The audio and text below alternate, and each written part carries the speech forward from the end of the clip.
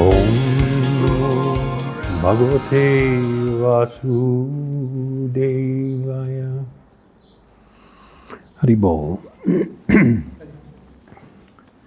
So this is a continuation of the series that we have already started. One second, let me just pull up something here because I'll just get a little context. So I received, because I'd received a number of questions, and they all sort of like fit into the category of ethics and morality. So we had questions about the two things that were on the referendum that was done: the legalization of cannabis and euthanasia, which we've both covered. But part of the questions that were asked to me, and some of them are broader. There was one where I was asked, we see the majority of people demanding the freedom to choose to do whatever they feel is desirable, although some of these things may be considered illegal. Where should the line be drawn between individual responsibility and discretion and government legislation and enforcement? So that's sort of like one of the overarching sort of things. So having dealt with those other two issues, at least somewhat briefly, I wanted to just examine tonight the subject of morality and of higher authority. So, sitting back there, I just wrote something that throughout history and in most countries of the world, we will find that the codes of morality and ethics adopted by most societies were derived in part or in whole from the world's different religious traditions. With the change of time and the rise of secularism, the tendency has been to gradually abandon these values and to adopt more modern social values, reflecting the changes that societies are adopting. But this could lead to a creeping relativism where morality or ethical behavior is solely judged by the perspective of the observers or society, or within the context or the societal context where they're practiced, leading to the abandonment of moral idealism.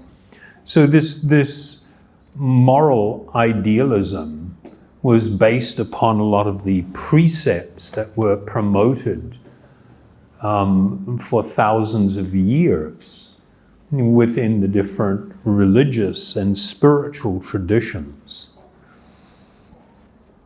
We have a little issue or problem, though, in that religion has over time tended to become influenced by material conceptions and ideas and used for power and for politics and to, in many ways, keep people somewhat subjugated. But that perspective is largely a European perspective in relation to their experience with Christianity. It does not reflect the reality for the vast majority of the world's population. But because we tend to be very Eurocentric in our education and everything, so if you're from that part of the world and you're a professor or something, it's almost as if your word carries far more weight than some of these very ancient and deeply learned traditions. One of the problems when we don't have this idea of a higher authority, if we're depending upon ourselves, it opens up unpleasant possibilities. The unpleasant possibilities arise from the reality that different people can have or can adopt or be influenced by different kinds of consciousness. What a 6-year-old thinks is terribly wonderful, the idea of lighting a fire under the couch, we know to be a horrible idea. And just because they enjoy it and think it was a spectacularly smart thing to do, we know that it burns the house down. And the point I'm making is, while everybody may have an opinion and everybody is entitled to an opinion about what is good and bad, everybody doesn't have the same degree of wisdom. A lot of people won't be very happy that I said that. But it's really, how do you judge what is wise? When you look at morality and ethics, you can see that there were two things that they sought to do, at least the way people understand it. One was to minimize harm to ourselves and to minimize harm to others. And so if we observe a certain code of conduct, a certain standard of morality or ethics, then hopefully that will minimize the damage that we can do to ourselves by poor decision making, or by being led by so many desires and a mind that's maybe completely out of control and, going off the rails big time, overwhelmed by passions and, emotions. So if we accept, like in the Bhagavad Gita, it speaks about all people have both a higher and a lower nature. The lower nature is considered to become increasingly manifest when we are constantly giving in to the desires that arise in our mind. We will tend to become, and this may be difficult for some people to grasp, these are pretty big ideas and they require considerable amount of thought and consideration and perception. This lower nature takes us more into the world of craziness. I love you, hate you. Remember that song? I don't know, that was a pretty old one. And it's just like, what the hell is that? How can we call this, a healthy relationship when we're in these great swings of tremendous affection and then cursing and physical violence or threats or just smashing stuff, and yet this is a norm. This is a norm. It blew my mind when coming back to New Zealand to learn that New Zealand has one of the highest rates of domestic violence in the world. What does that say about a society and their values? I mean, rather than, you know, we have this tendency that's not so smart. For instance, do I want to say this? For instance, we develop an idea of how attractive the body is, not by what comes out of it, but by what we put on it. We put all the sweet smelling stuff and we paint it up and we decorate it and we hang baubles on it and we look at that and we go, oh, that's beautiful. But if you actually examine the nature of the body, the byproducts of the body aren't very spectacular at all. They're rather disgusting. So, yeah, probably shouldn't have gone there. But we have this tendency to not really understand and appreciate the degree to which we are influenced by our own desires and by our association with certain type of people. You know, and that leads to often not very good outcomes.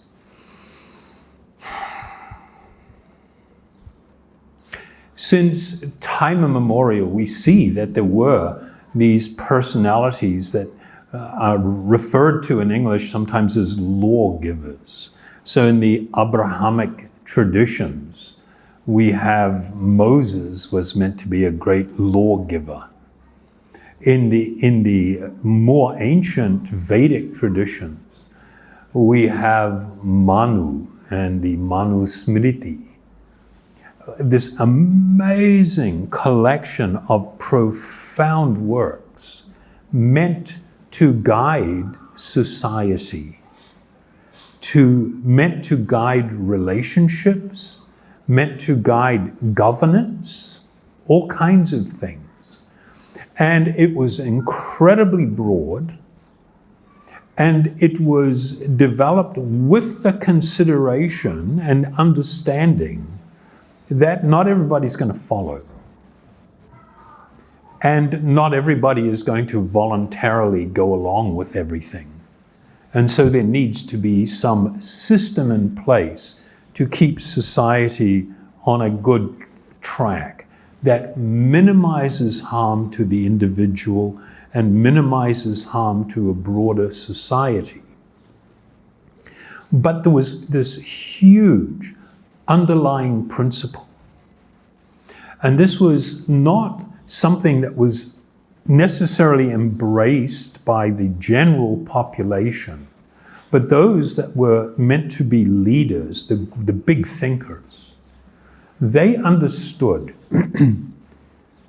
this foundational spiritual idea that we are all eternal spiritual beings, equal in all respects. No one is higher, no one is lower. That the body that we occupy is not actually who we are. In reality, it's very far from who we really are. And this material body made up of this gross physical form you can see, and the subtle body comprised of the mind, the intelligence or buddhi, and the ahankara, the false conception of I, of me.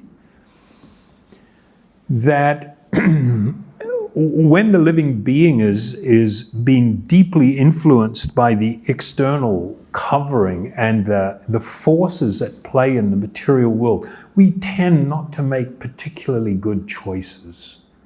I mean, you leave kids to their own devices. I mean, they've done some amazing studies that just freaked everybody out. There was a guy that wanted to understand how was it that all of the guards in Nazi Germany, the guards in the concentration camps, could voluntarily go along with a mass extermination of people, primarily Jews, but also political people that they didn't like, people that were more inclined towards socialism, homosexuals, There were a massive part of society that they considered undesirable.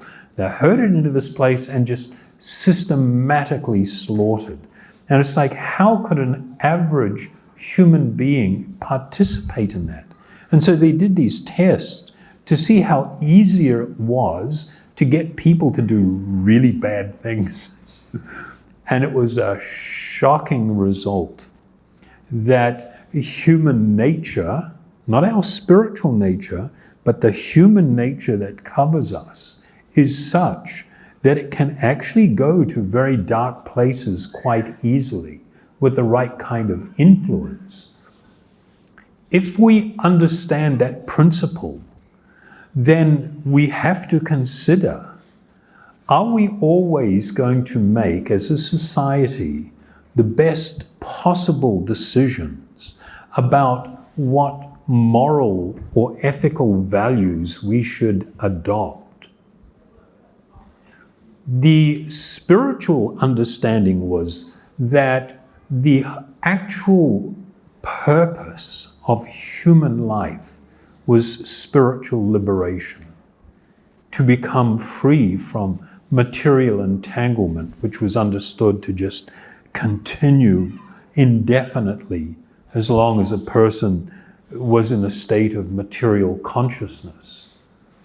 And that was considered undesirable and not something that we should be participating in knowingly. It's okay when a person is ignorant, when they are overwhelmed by the mind and their state and the situations and the upbringing and all these kind of things, and they're choosing a destructive path. But the real purpose of human life is spiritual liberation. And in order to achieve that, one must learn to voluntarily adopt things that are helpful in this endeavor. And they are things that, like kindness, like mercy and compassion, like curbing appetites, like not struggling with impulse control, just giving in to whatever impulse that comes.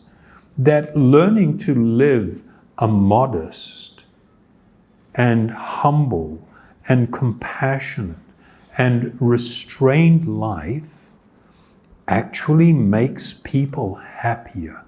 Their experience of their life becomes infinitely better.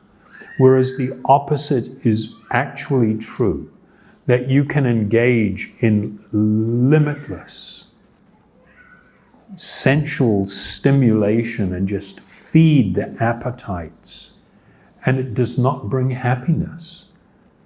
People in that state, and of course I refer to my old buddy Russell Brand, who has spoken widely about this, living a life of extreme, of great excess, doing vast amounts of drugs, partying, unlimited sexual activity, eating whatever, whenever, just a wild life, and then coming to the point of feeling suicidal in spite of the excessive stimulation. We talked on this in relation when we did the cannabis issue, that you can take intoxicants that cause you just set off all of these chemical signals in the brain and experience so-called euphoria, and yet you're down in the gutter, absolutely filthy, your teeth rotting out of your head, your hair falling out, pimples bursting out everywhere, suffering from all kinds of conditions, and yet by an artificial inducement, your brain can be experiencing euphoria, but you yourself can feel utterly suicidal. So that's because there is a vast difference between the pleasurable experiences of the body and mind and actual happiness. They're not the same thing. There's no actual real connection there.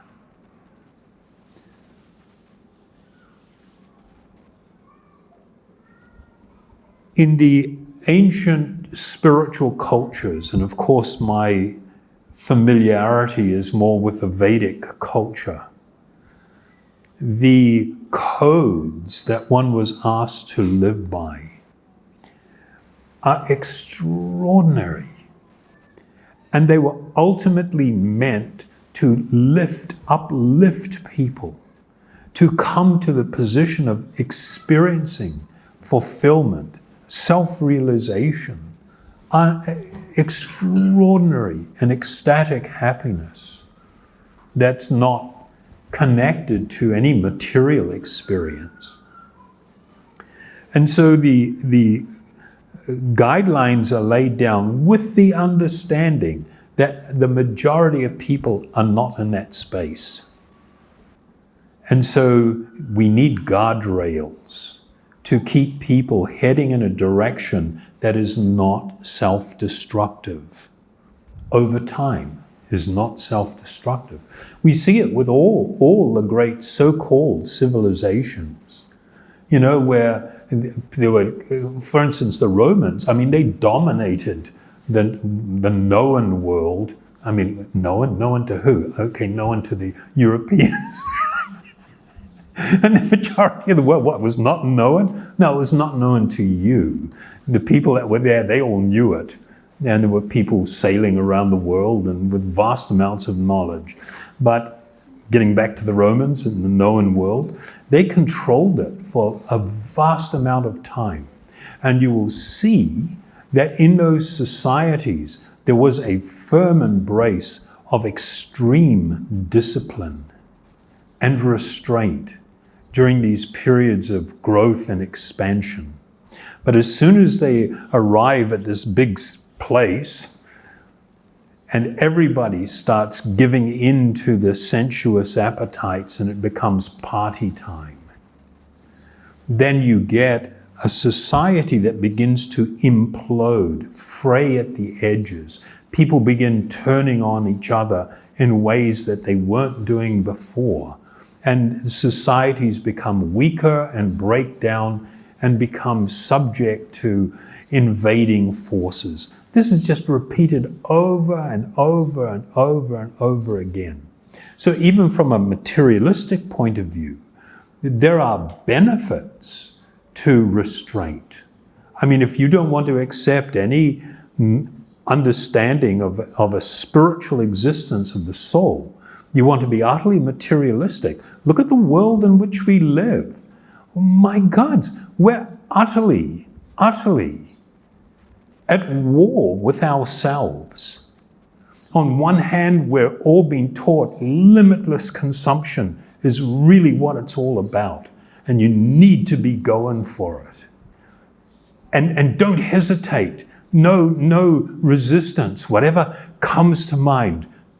There we go. Just do it. This is a completely materialistic idea that's actually destructive for society. And so what do we have as a result? Well, people are aware of the changing climate and the acceleration of everything, but who is going to give up their cell phone? Who's going to give up social media? Who's going to change the way they live? In reality, these people marching around, I observed this extinction rebellion. Everybody's so concerned about the extinction of the species. They say it's real. Yeah, but what are you doing? In your own life, what are you actually doing about it? You think recycling is going to do it? No. You think alternative energy is going to do it? No. The problem is consumption, overconsumption of limited resources. So I'm proposing the idea that there is a need for a higher authority who in that wisdom and benevolence offers humanity a direction that is in their best interest and their good. And if you remove that, then it's down to the debate. Okay, who wants drugs? Who wants drugs? Soon it's going to be, when we start running out of goodies, who should get the goodies? Who are we getting rid of around here? It's kind of like Survivor. Who gets voted out and who gets the $1 million? Really? That's what happens when you adopt, the principle of relative morality. When it's so subjective and driven by material desire and wants, you're not going to have a good outcome. Not going to. We're not seeing it. We're seeing everything going in the wrong direction and nobody able to put on the handbrake, even those that recognize there is something wrong. A guy that is head of Google, was it him or one of them? The big tech guys, was talking about the absolute need for space exploration because we don't have enough resources on this planet. Really? So now we're going to go into space and rape other planets? Now that we've raped this one and left this poor Earth in this terrible condition, don't you think maybe we've got a consumption problem? It's like the person that can't stop eating, the alcoholic who can't stop drinking, the drug addict that can't stop taking drugs. We have a consumption problem. And if our ethics and morality are going to be simply driven by base appetites, not good. Really not good. Okay? So I think that's about all. Beat you up enough. Really. I'm so deeply saddened by the fact that society, where are the big thinkers? They're not the politicians. Most of them are just self-serving. Where are the big thinkers?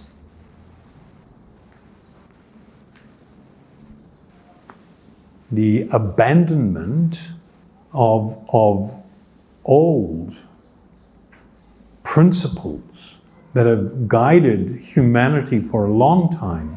They maybe have their imperfection, hell of a lot better than the idea of just it's time to party. Eat, drink, and be merry, for tomorrow we die. You've heard that saying. That's not a good idea. That is incredibly selfish and doesn't take anybody else into consideration or the planet on which we live. Not good. Any question?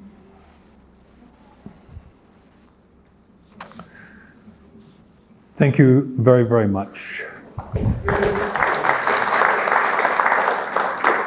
So I think next week we're doing a celebration of Diwali, but probably for the next couple of talks after that, we'll keep going with this because I got a bunch of other questions that were related to it. Is it interesting?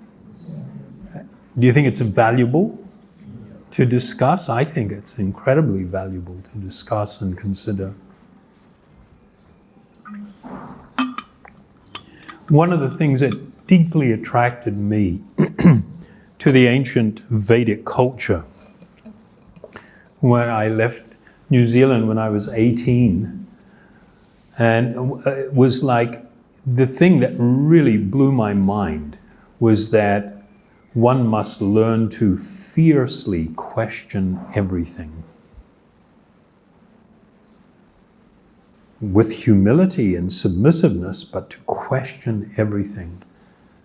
Never accept things blindly.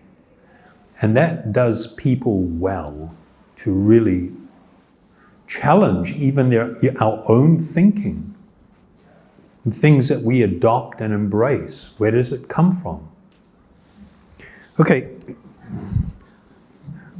It's going to turn into another 30 minutes.